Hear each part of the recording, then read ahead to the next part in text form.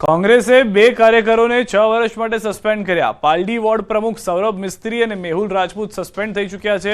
અધિવેશન માટે જાહેર થયેલી કમિટીને લઈ નોંધાવ્યો હતો વિરોધ। સોશિયલ મીડિયા દ્વારા પક્ષને નુકસાન થતા સસ્પેન્ડ કરાયા છે। પક્ષના નેતાઓ વિરુદ્ધ કરી હતી સોશિયલ મીડિયા પર પોસ્ટ।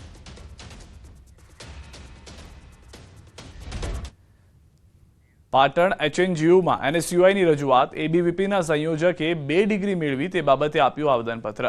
એબીવીપી જિલ્લા સંયોજક રાહુલ દેસાઈને ખોટી રીતે ડિગ્રી મેળવી હોવાનો આરોપ છે। એક જ વર્ષમાં 2 અલગ અલગ સંસ્થાઓમાંથી પરીક્ષાઓ આપી મેળવી ડિગ્રી। માર્ચ 2023માં બીએ SM6VD કોલેજ પાટણથી પરીક્ષા આપી હતી। ઓગસ્ટ 2023માં સેનેટરી ઇન્સ્પેક્ટર એટલે કે એસઆઈ રાધનપુરની કોલેજમાંથી આપી પરીક્ષા। યુજીસી 2022ના નિયમ પ્રમાણે જો અભ્યાસક્રમ સમાન હોય તો અભ્યાસ કરી શકાતો નથી। એનએસયુઆઈએ એચએનજીયુમાં એક જ વર્ષમાં 2 પરીક્ષાઓ આપીને કૌભાંડ આચરનાર એબીવીપીના જિલ્લા સંયોજક રાહુલ દેસાઈના ગુણપત્રોની નકલ વાઇસ ચાન્સેલરને આપીને યોગ્ય તપાસની માંગ કરી।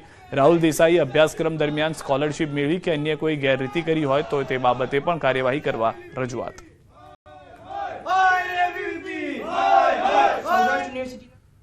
તો આ એક જ વિદ્યાર્થીનો એક જ આધાર કાર્ડ પર 2 એનરોલમેન્ટ પડ્યા કેવી રીતે અને ફોર્મ કેવી રીતે ભરાયું એ મારું સ્પષ્ટ કહેવું છે।